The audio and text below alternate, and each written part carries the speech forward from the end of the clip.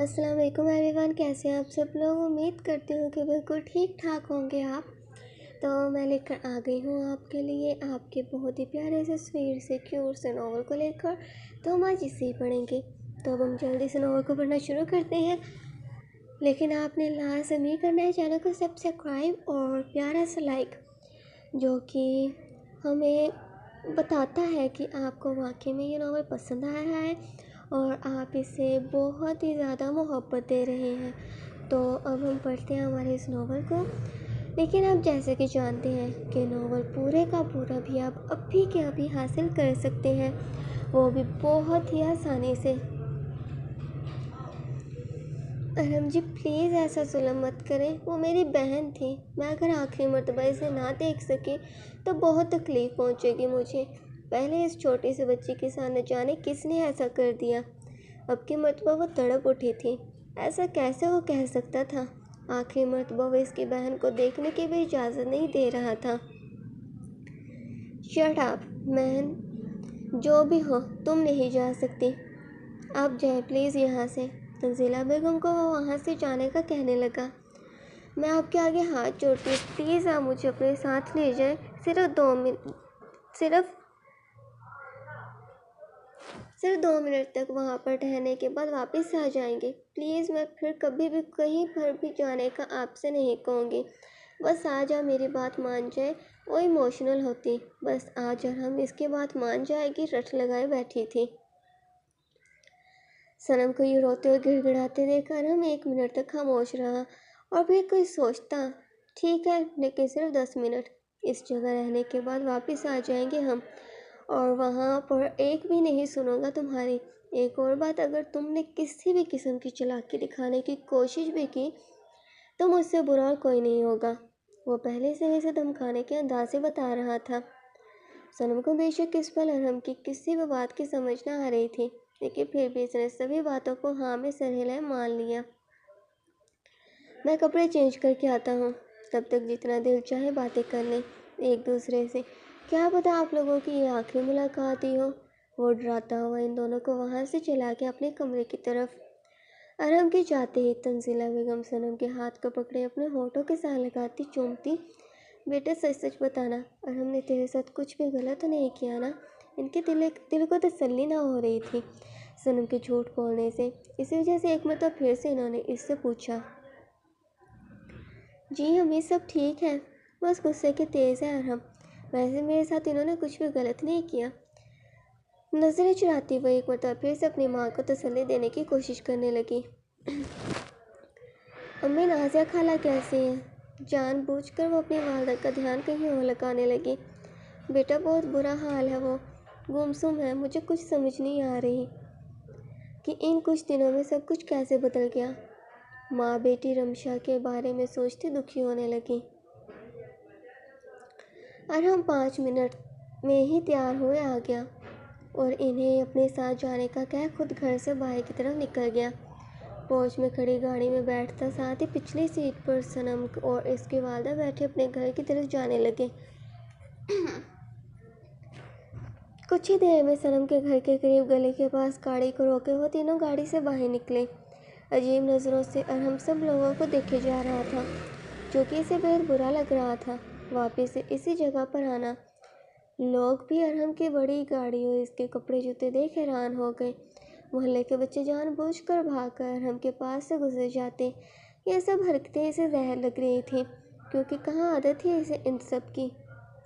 آخر اس گلی کے تیسرے نمبر پر موجود گھر کو دیکھ ہوئے اس کے اندر چلے گئے، جہاں ماتم منایا جا رہا تھا۔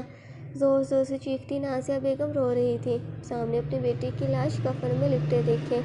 پاس بہت سی عورتیں موجود تھیں اور ان کے گھر کے باہر مردوں کا ہجوم لگا ہوا تھا۔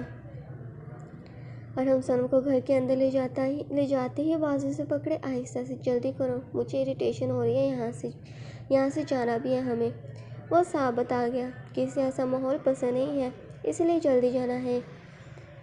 لیکن صنم ارحم کو اگنور کرتی، رمشا جو کہ ہمیشہ اسے مسکراہٹ کے ساتھ ہی ملتی، آج بے جان دیکھ پھوٹ پھوٹ کر رونے لگی۔ اسے یقین نہ آ رہا تھا کہ ایسے کیسے وہ اسے چھوڑ کر چلی گئی، اب اسے کبھی بھی وہ دیکھ نہ سکے گی۔ وہ اسے کبھی بھی چھو نہ سکے گی۔ یہ تکلیف اس کے لیے برداشت سے باہر تھی۔ ارحم سائڈ پر جا کر دیوار کے سہارے کھڑا ہوتا سگریٹ جلائے پینے لگا۔ اسے ہرگز فرق نہ پڑتا تھا کہ وہ کس جگہ موجود ہے۔ غور سے وہ کفن میں لپٹی رمشا کی لاش کو دیکھے جا رہا تھا۔ نہ جانے کیوں رمشا کو دیکھ اسے عجیب قسم کا فیل ہو رہا تھا۔ اس پر وہاں پر معاذ اور فائقہ کے ساتھ اس گھر میں داخل ہوا، کیونکہ رمشا معاذ کی بھی بہن جیسی تھی۔ وہ ہمیشہ اس کے لیے چاکلیٹ لے کر آیا کرتا تھا، اور آج جب وہ اس دنیا سے کوچ کر گئی، اسی وجہ سے وہ وہاں پر پہنچ گیا۔ لیکن جب اس کی نظریں ارحم اور صنم پر پڑی تو وہ چونک اٹھا۔ فائقہ بھی ارحم کو یہاں موجود دیکھ حیران ہوئے۔ اونچی آواز میں، ارحم آپ یہاں پر کیسے؟ کیونکہ ابھی تک وہ انجان تھی کہ ارحم نے صنم سے شادی کر لی ہے، اور سب سے بڑی بات تو اسے یہ لگی کہ ارحم رانا ایسی جگہ پر کیسے آ گیا۔ وہ اپنی بیگم کے ساتھ آیا ہوں۔ میں سگریٹ کا کش لگاتا وہ معاذ کی طرف نفرت زدہ نظروں سے دیکھتا جواب دے گیا، واٹ بیگم؟ لیکن کب کی شادی آپ نے اور کس سے؟ حیران ہوئے اس نے پوچھا، کیونکہ وہ شاکڈ تھی کہ کیسے چپکے سے اس نے شادی کر لی، ورنہ 35 سال کا ہو چکا تھا وہ۔ لیکن کسی بھی لڑکی کو اس نے کبھی بھی اہمیت نہ دی تھی، لیکن اب شادی کس سے اور کیسے کر لی؟ فائقہ کے سوال پر ارحم نظروں سے سامنے بیٹھی رو رہی صنم کی طرف اشارہ کرتا اسے دیکھنے کا کہنے لگا۔ فائقہ نے پلٹ کر صنم کی طرف دیکھا تو شاکڈ ہوتی، آپ نے اس سے کی ہے شادی؟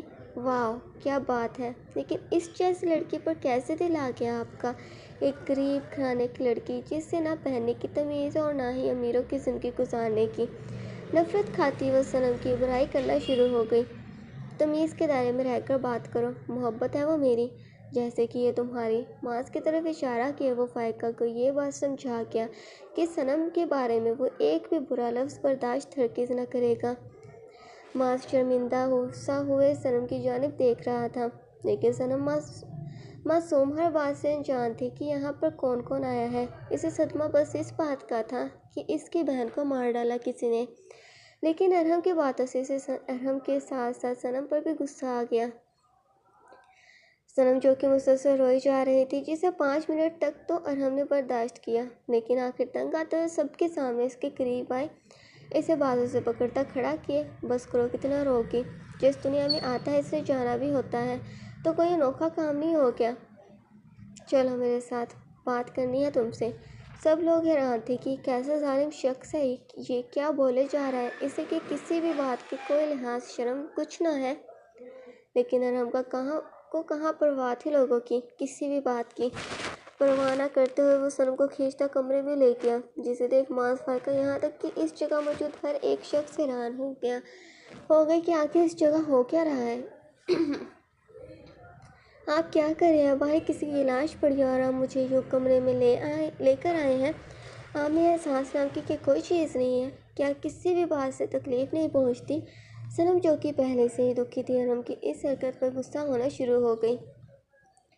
نہیں ہے احساس مجھ میں، بلکہ مجھے نفرت ہے اس لفظ سے بھی۔ مجھے پرواہ ہے تو صرف اور صرف اپنی، ہمیشہ سے اپنے دماغ کی سنتا ہوں، کیونکہ دل تو صرف خون بنانے کا ہی کام کرتا ہے۔ لوگوں کے دلوں میں بے شک یہ فضول احساس نام کی چیز ہوتی ہوگی، انہیں تکلیف پہنچتی ہوگی کسی کے دکھ کو دیکھ کر، لیکن میرے پاس ایسا کچھ نہیں ہے۔